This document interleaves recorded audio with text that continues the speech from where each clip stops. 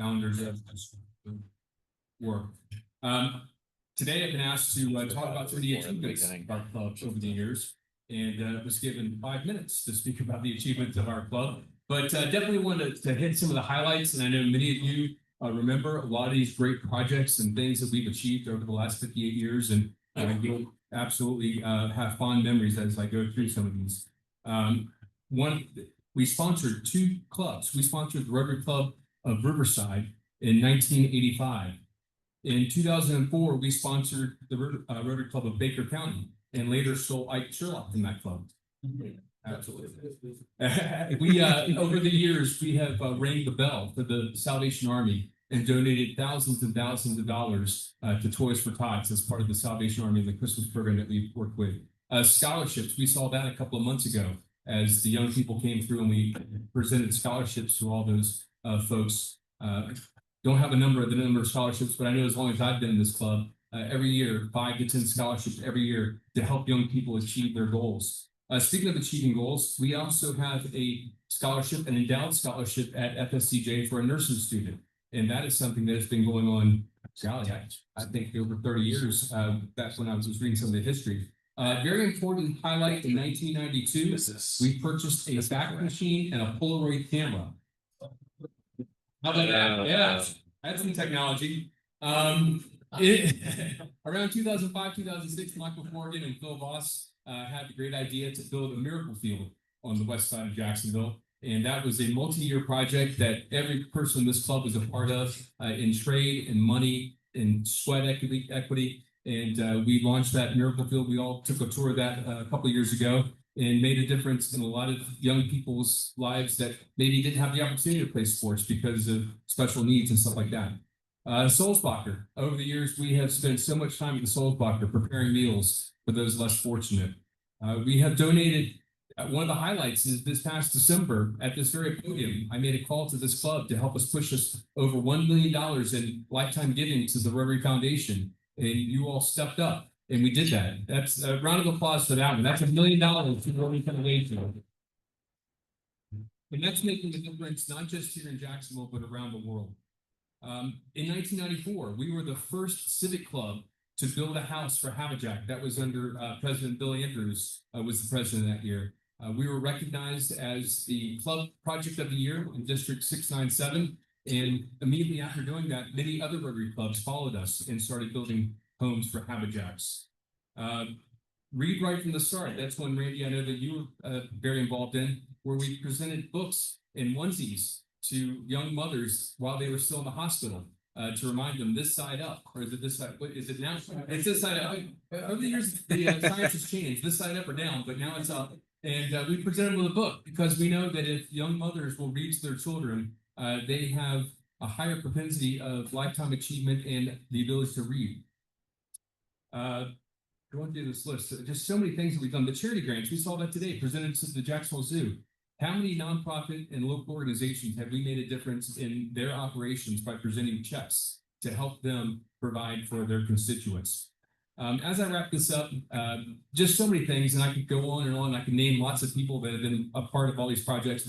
But I think if I think of one of the crowning jewels achievements of this club, it's fostering a culture of leadership, of continuity, and of family here on the west side of Jacksonville, a place where we can go, fellowship, and think about ways that we can make a difference in the lives of people here in Jacksonville and around the world. So for that, I thank you all.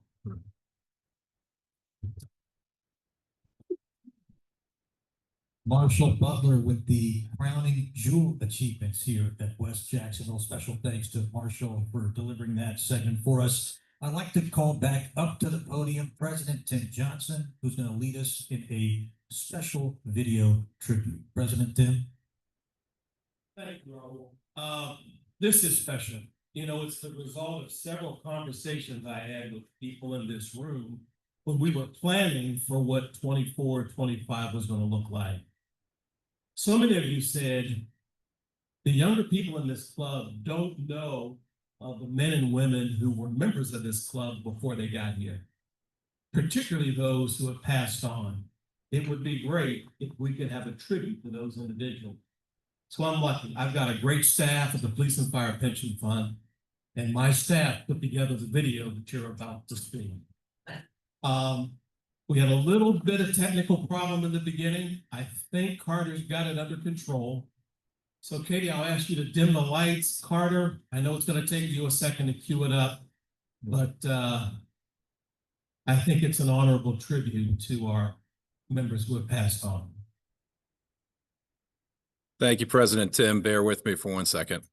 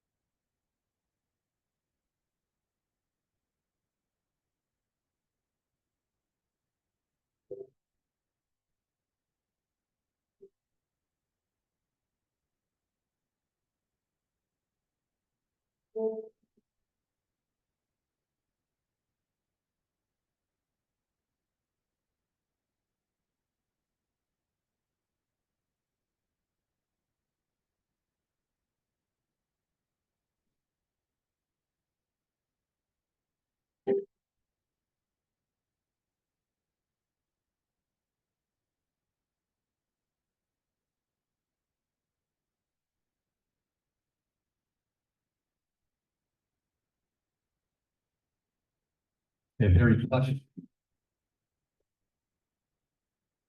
Special video tribute, President Tim Johnson. Thank you to you and your staff and Carter Rosenblum for the production execution of that segment. We thank you.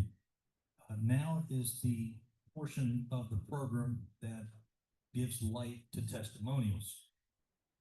Chris Berge will be asked to now take to the podium to share his testimonial for Club Founders Day today. Chris.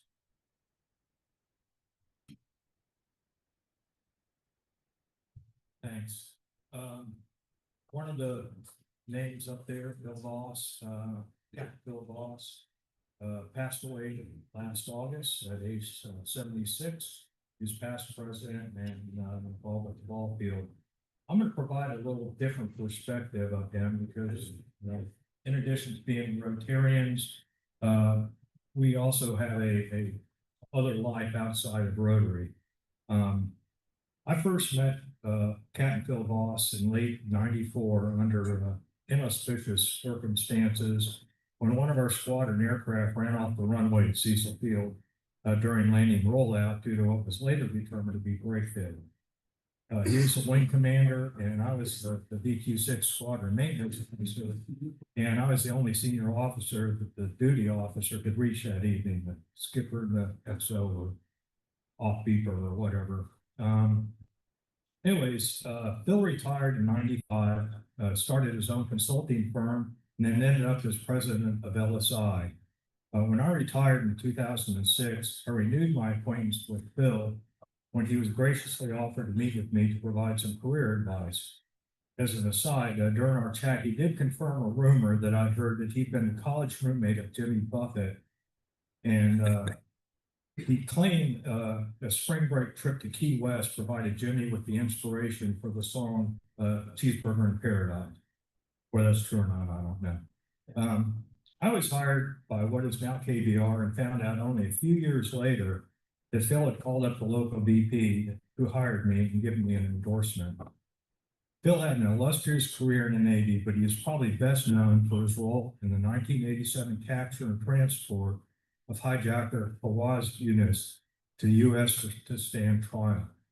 He shared his story with the club years ago, but I'm sure there's a lot of people who have not heard it.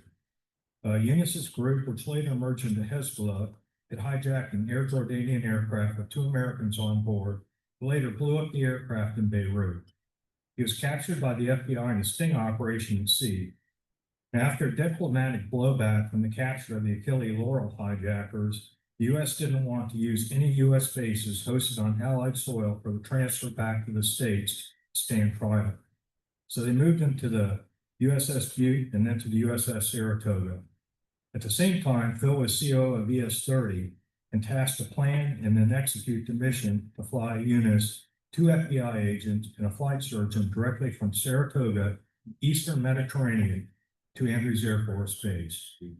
Now, some of the key considerations he had to plan for: an S-3 had never flown longer than 7 hours and carries enough fuel for about 6 hours under food. An S-3 normally has a crew of 4, with a co-pilot navigator as well as a pilot up front. The distance from the launch point to Andrews from the East Med was 4,000 miles, or about 13 hours at a speed of 300 knots. The S-3 is designed for endurance, not speed. The plan they laid out involved Phil as the lone qualified aircrew. The flight surgeon would occupy the right co-pilot seat, 2 FBI agents, the 2 back operator seats, and a terrorist in a clamshell. If you don't know what a clamshell is, essentially it's a litter made out of wire mesh, and they use it to bring drunks back on board from Liberty. And it folds over you. So, and that was installed in the aft tunnel to provide navigational assistance and, more importantly, fuel. They would be led across the Mediterranean and Atlantic by U.S. Air Force KC-10. Phil successfully pulled this off, demonstrating remarkable piloting skills and endurance. Without a qualified co-pilot, he flew 4,002 miles in 13 hours and 10 minutes, which is almost twice what had previously been done. He air refueled 3 times, all while strapped into an extremely uncomfortable ejection seat and without the opportunity to stretch, rest, or even take a short break. I've flown 18 hours in a similar seat, and that gives a new meaning to pain in the ass. Yunus was convicted of conspiracy, aircraft hijacking, and hostage taking, and sentenced to 30 years.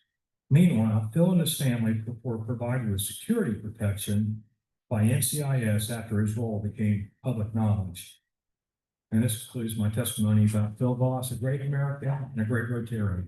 Thanks.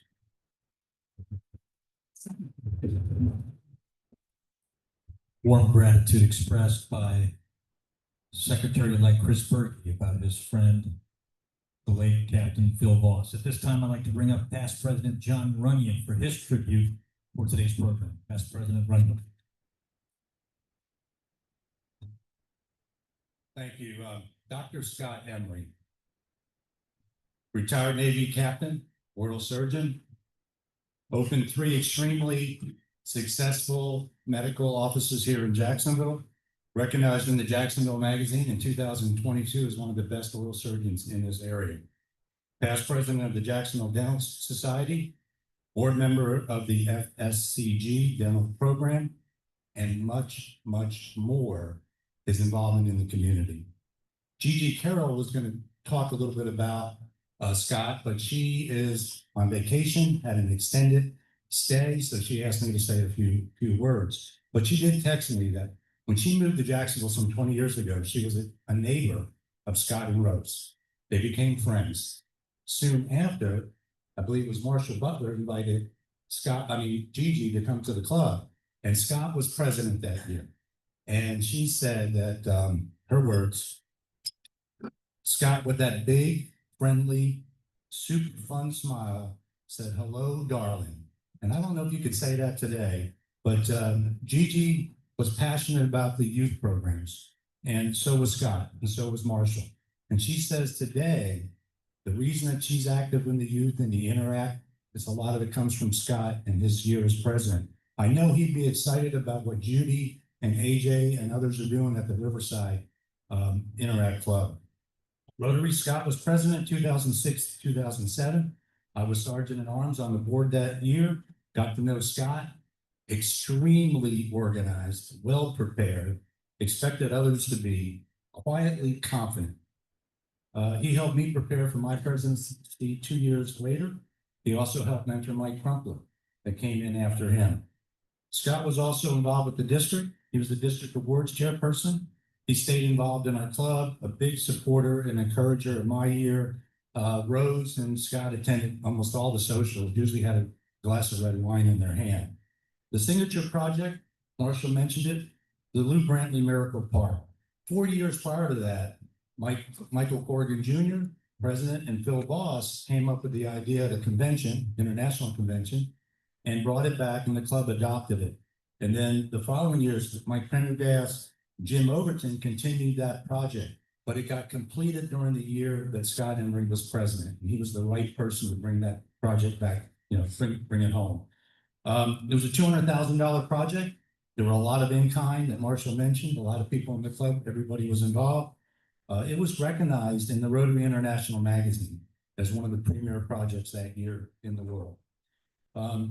We turned that ballpark over to the city, and we've had a couple of events out there, and it's an incredible field. It was the first of its kind in Jacksonville. Scott made a difference in his profession. Scott made this club better. His DNA is in the core of our club, but it's the legacy of his family is really what stood out for me. And kind of in closing, I saw Scott the day before he left on a trip to go to Italy with Rose. He had recently sold his business. He was working with the new owners through a transition period for a couple of years, a year. He was excited about going to Italy with Rose. I was in his office the day before he left. I was doing some flooring work for him. We're fixing the office up. I think it was the morning of that he's left. He met me at his office because we wanted to go over all the details. That's how organized he was. And in that office and the others, there was probably 20 paintings. This is the Orange Park office. He had 3 paintings on the wall. They were Rose had painted these paintings, and they were really, really good. Flower, kind of still pictures. And he had them displayed all over, even the men's room. But he talked about Rose. He talked about his family. He talked about taking that trip, looking forward to retirement. They were married for 44 years. Scott came back from that trip and soon after was diagnosed with brain cancer.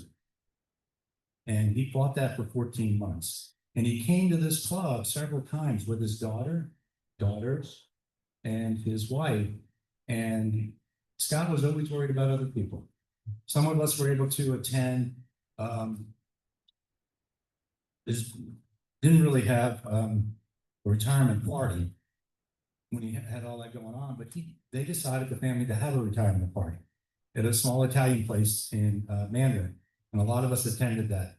Scott, in his wheelchair, bandaged up head, is asking me if, I need anything. It was always about other people. It was always about his family, and his beautiful 3 grandchildren were there. The celebration of life that a lot of us attended was a celebration of life. His legacy was his family and his faith.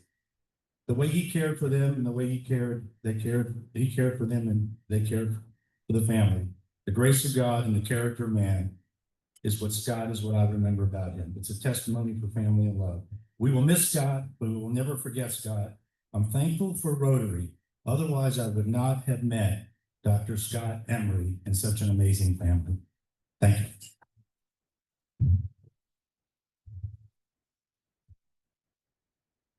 A heartfelt reflection shared by past President John Runyon of the late Dr. Scott Emery. Thank you for that, past President Runyon. Our final testimonial for this afternoon's Club Founders Day program will be presented by past President Bill Andrews.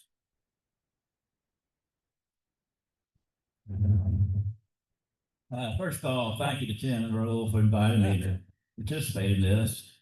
My tribute is going to be a little different. It's a tribute to the service of himself, the Rotarian, 1993, 1994.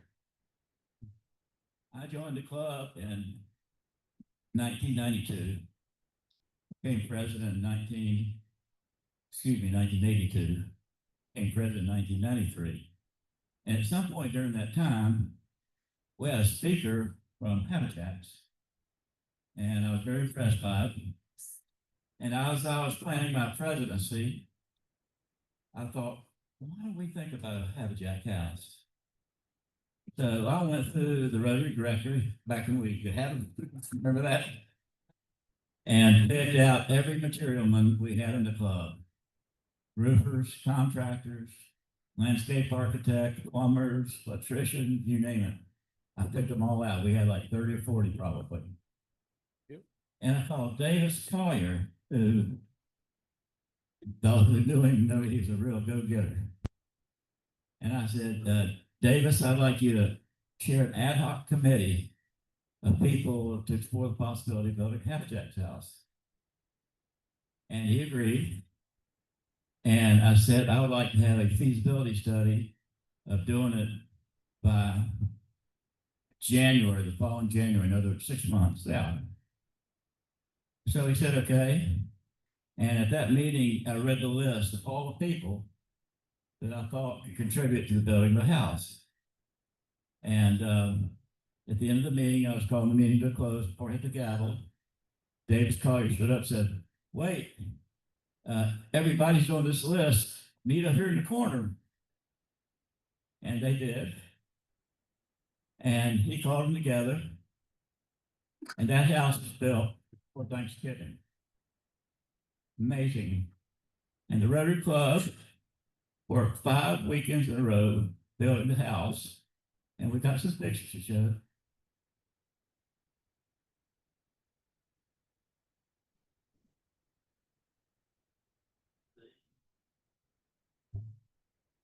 The very top is the Bishop family. That's who the house was given to. And I might also add, the Rotarians held a housewarming and collected gifts to give, toasters and appliances and that type of thing. And they were very instrumental as well. The second picture is a groundbreaking. And the next 3 or 4 are the actual construction of the building. And I can see a half dozen past presidents up here. And the last picture is actually the closing. And our lawyer, Ham Cook, who was a real estate lawyer, did the closing. So my tribute is self, the great class of 93, 94.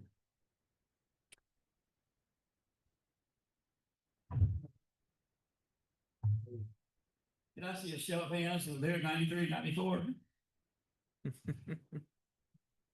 Thanks, guys. A moment back in time with past President Bill Andrews, the builder. Well done, Bill. And we appreciate you here back again with us here in West Jacksonville. Now it's my turn to send it back over to President Tim Johnson for a very special award presentation. President Tim. Thank you again, Raul, and for all those who spoke in tribute. Next, as we come to a close, we have an award to present. This award is normally presented at President's Night, but this year's recipient won't be available at that time, so we're presenting it now in front of the entire club of those who are in attendance today. The Shirtcliffe Award is named in honor of one of our charter members and our 3rd president, Bob Shirtcliffe. Yes, this is the same Shirtcliffe, the person the street in front of St. Vincent's Hospital is named for. The award is about service to the community, and this year's recipient has accomplished quite a lot. Just as an example, he collected, transported, and distributed supplies of food and equipment for the rebuilding effort after the hurricanes hit last fall. He took truckloads of relief provisions to Cedar Key and locations between and beyond, and he helped countless neighbors and friends with yard cleanup, the lending of equipment. The Rotary Club of West Jacksonville, congratulations to our Shirtcliffe Award winner for 2025, Stuart E. Irwin.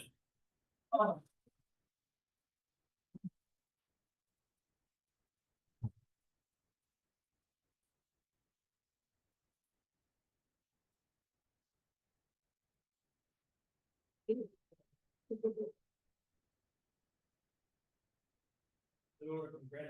buddy. Well deserved. One more time, let's do it.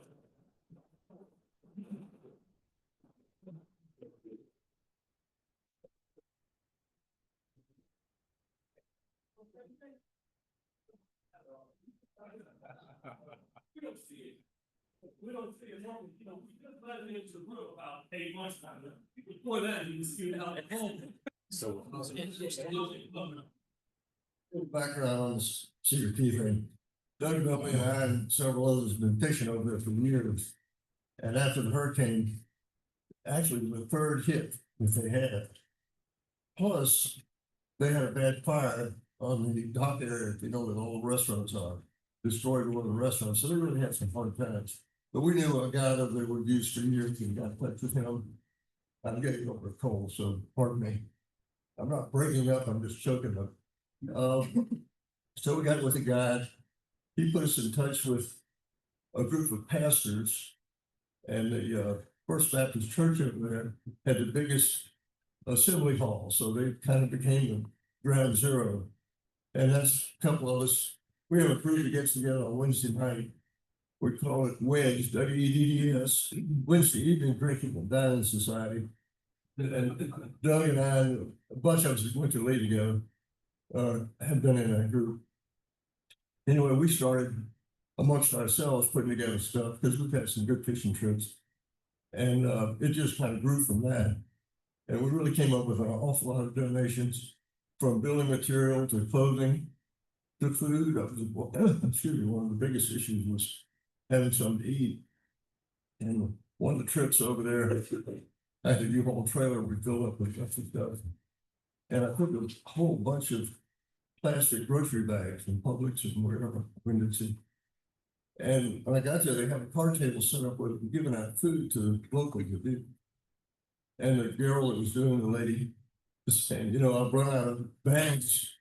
And here we gave them about 500 plastic bags. So that kind of helped them out too. It was very rewarding. We've been over several times, and Cedar Key has really got a long way to go. If any of you have fished over there, or visited over there, it used to be a great place to go eat lunch. If they get hit again, I think it's going to be in the Cedar Key. But they've lost a lot of people because of the jobs, all the service industry. So it was a good project. We had a good time doing it. And I appreciate y'all very much for that.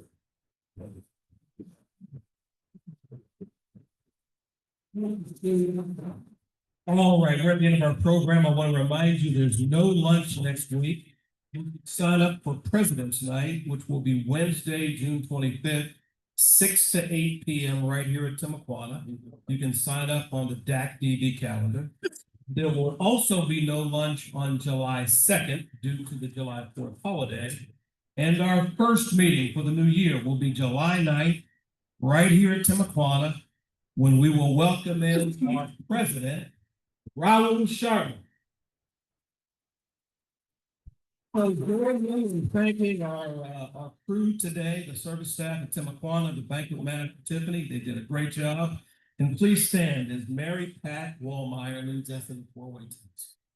Fellow Rotarians, please join me in reciting the four-way test for our. I'm losing it, y'all. First. Is it the truth? Second. Fair to all concerned. We'll build goodwill and better friendships. Beneficial to all concerned. Thank you, everybody. Let's go out here and make some magic.